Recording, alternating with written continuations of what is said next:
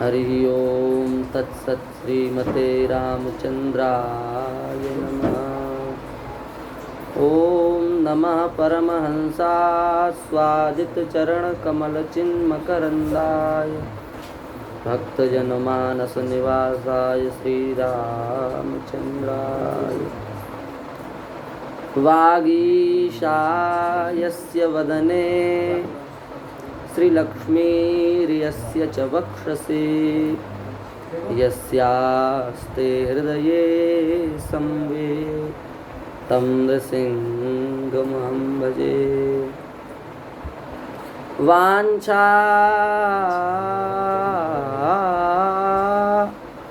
कल्पतरुभ्यश्च कृपा सिन्धुभ्य एव च पतितानां पावनेभ्यो श्रीवैष्णवेभ्यो नमो नमः। हरिशरणं भक्तवांछा कल्पतरु भक्तवत्सल शरणागत वत्सल दीनबंधु दया सिंधु कृपा सिंधु नंदनंदन श्याम सुंदर की महती कृपा करुणा से हम सभी लोग मानव जीवन का सर्वोत्कृष्ट फल सत्संग लाभ प्राप्त कर रहे हैं। यह श्री ठाकुर जी की हम सब के ऊपर विशेष कृपा और दया है। हम सबको यह बात विशेष रूप से समझनी चाहिए कि हम सबके जन्म का प्रयोजन क्या है, मानव जन्म का प्रयोजन क्या है। श्री ऋषभदेव जी महाराज अपने 100 पुत्रों को समझाते हुए कह रहे हैं, नायं देहो देह भाजां नृलोके कष्टान् कामान् रहते विडभुजां ये तपो दिव्यं पुत्रकायेन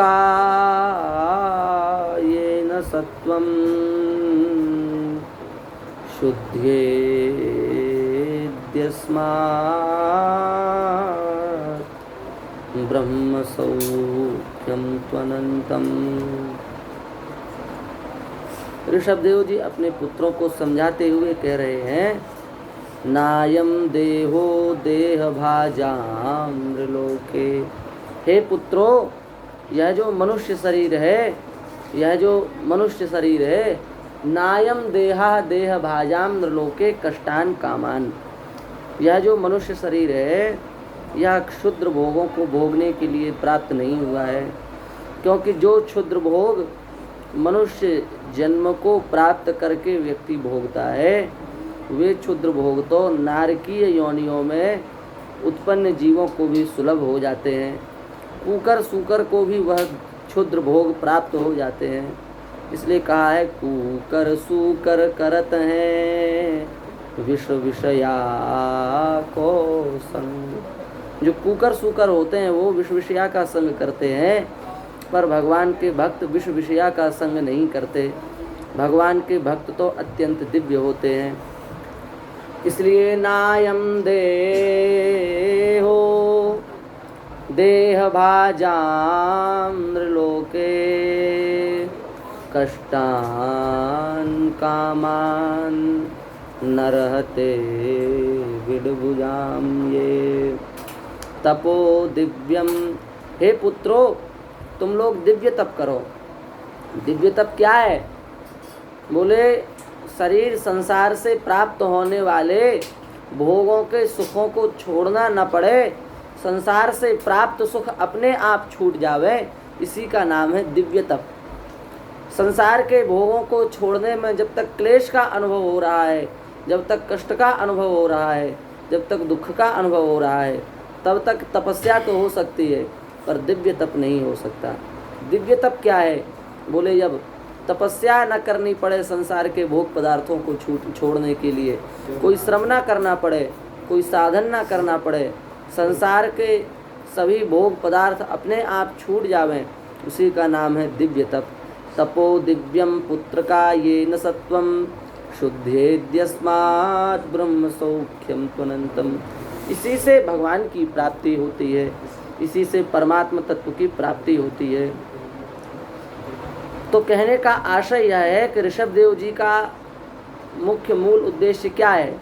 ऋषभदेव जी यह कहना चाहते हैं कि यह मनुष्य शरीर विषयों का सेवन करने के लिए प्राप्त नहीं हुआ, यह मनुष्य शरीर भगवान के भजन करने के लिए प्राप्त हुआ है।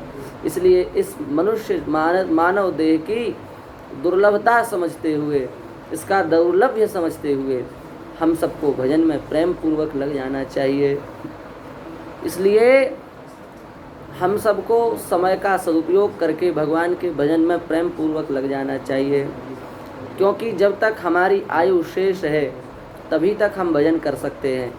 हमारी आयु समाप्त हो जाने के बाद में हम फिर भजन कर नहीं सकते, और हम अगले जन्म में क्या बने इसका भी कोई ठौर ठिकाना नहीं है। ऐसा विचार करके भगवान की कृपा से प्राप्त यह जो दुर्लभ देह है, इस दुर्लभ देह को प्राप्त करके उसका जो मूल लक्ष्य है भगवान की कृपा की प्राप्ति, उन भगवान की कृपा की प्राप्ति को हम करें, उसी में अपने समय को लगावें। और भगवान की प्राप्ति का क्या उपाय है? बोले महत् सेवाम द्वारमाहुर्विमुक्ते तमो द्वारम योषिताम संगी संगम महान्तस्ते समचित्ता प्रशांता विमन्यवः सुहृदः साधवो ये। महत्पुरुषों की सेवा ही मोक्ष का द्वार है। महत्पुरुषों की सेवा से, महत्पुरुषों की कृपा से ही मोक्ष की प्राप्ति होती है। और विषयी पुरुषों की कृपा हो जाए, संसारी पुरुषों की कृपा हो जाए तो मोक्ष की प्राप्ति नहीं होती। फिर क्या बोले फिर तो नरक की प्राप्ति होती है। तमो द्वारम योषिताम संगी संगम। स्त्री का संग करना अथवा स्त्री के संगियों का संग करना, ये दोनों प्रकार के संग नरक को ले जाने वाले हैं। इसलिए जो महान पुरुष हैं, उन महान पुरुषों के चरणों का आश्रय लेकर के हमें अपने जीवन में परमार्थ के पथ पर, मार्ग पर अग्रसर होना चाहिए। तो बोले महापुरुष की पहचान क्या है? हम कैसे पहचाने कि कौन महापुरुष है, कौन महापुरुष नहीं है? बोले महान्तस्ते। महान पुरुष की पहचान क्या है? बोले सबसे पहली पहचान है समचित्ता। महान पुरुष समचित्त होते हैं, उनके हृदय में कभी किसी के प्रति भेदभाव होता ही नहीं है। भेदभाव से सर्वथा शून्य जो पुरुष होते हैं उन्हें महान पुरुष कहा गया है। और दूसरी पहचान क्या है? बोले प्रशांता। भगवान के जो भक्त होते हैं वो अत्यंत शांत होते हैं। प्रकृष्टा शांता प्रशांता, प्रकृष्ट शांत होते हैं। क्रोध का लेश भी उनके हृदय में शेष नहीं बचता। क्रोध की जड़ को ही वे सर्वथा समाप्त कर देते हैं। ऐसे प्रशांता प्रशांत होते हैं। विमन्यवा, मन्यु शब्द का अर्थ है क्रोध। विमन्यवा माने उनके हृदय से क्रोध सर्वथा समाप्त हो जाता है। उन्हें इस संसार में किसी के प्रति क्रोध नहीं रहता। विमन्यवा सुहृदः साधवो ये, वे सबके सच्चे हितैषी होते हैं।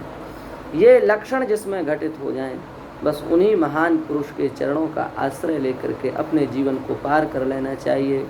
क्योंकि धन से, रूप से महापुरुष की पहचान नहीं की जा सकती, प्रभाव से भी महापुरुष की पहचान नहीं की जा सकती। महापुरुषों की पहचान तो शास्त्र के आदेश के अनुसार की जा सकती है। और शास्त्र आदेश कर रहा है समचित्ता, जो समचित्त हो, प्रशांता, जो प्रशांत हो, विमन्यवः, जो क्रोध रहित हों, सुहृदः, जो सबके सुहृद हों, और साधवः, जो साधु हों। साधु माने जो सबके कार्यों को निष्पन्न करने वाले हों। ऐसे जो महान पुरुष होते हैं उनके चरणों का प्रेम पूर्वक आश्रय लेने से भगवान की कृपा की प्राप्ति होती है। उसी से कल्याण की प्राप्ति होती है, उसी से मोक्ष की प्राप्ति होती है, उसी से जीवन में उत्कृष्टता की प्राप्ति होती है। इसलिए ऐसे महापुरुषों का हमें प्रेम पूर्वक आश्रय ले लेना चाहिए। और इन महापुरुषों के आश्रय लेने में यदि कोई व्यवधान आवे तो उस व्यवधान को हमें सर्वथा समाप्त कर देना चाहिए।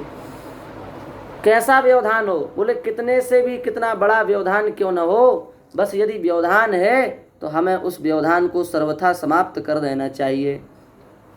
किसका व्यवधान? बोले गुरुजी भी यदि भगवान महापुरुषों की सेवा से विमुख कर रहे हैं तो गुरुजी का त्याग कर दो। स्वजन यदि महापुरुष की सेवा से विमुख कर रहे हैं तो स्वजनों का त्याग कर दो। पति यदि गुरु की सेवा से विमुख कर रहा है, संत सेवा से विमुख कर रहा है तो पति का त्याग कर दो। अब माता यदि भगवान की संतों की सेवा से निषेध कर रही है तो माता का त्याग कर दो। देवता का त्याग कर दो, अपने इष्ट का त्याग कर दो। और संसार में कोई कितना भी अपना सच्चा मित्र हो, कितना भी कोई सुहृद हो, उसका त्याग कर दो और इनका त्याग करके परमार्थ के पथ पर आगे बढ़ते चलो। इसी में हम सबका कल्याण है, इसी में श्री ठाकुर जी की कृपा निहित है, इसी में उनकी करुणा निहित है। इसी भाव के साथ में आप सबसे बस यही प्रार्थना है, अपने जीवन की जो श्वासें बची हुई हैं उन बची हुई श्वासों से भगवान का भजन करो, भगवान का चिंतन करो, भगवान के नाम रूप लीला धाम में आसक्त हो जाओ। इतने आसक्त हो जाओ, इतने आसक्त हो जाओ कि प्राण छूट जाए पर नाम न छूटे, धाम न छूटे, रूप न छूटे, लीला न छूटे, उसे ही अपना जीवन बना लो। इसी भावना के साथ श्री ठाकुर जी के चरणों में प्रणाम करते हुए हम अपनी वाणी को विराम देते हैं। श्री वृंदावन बिहारी लाल की जय।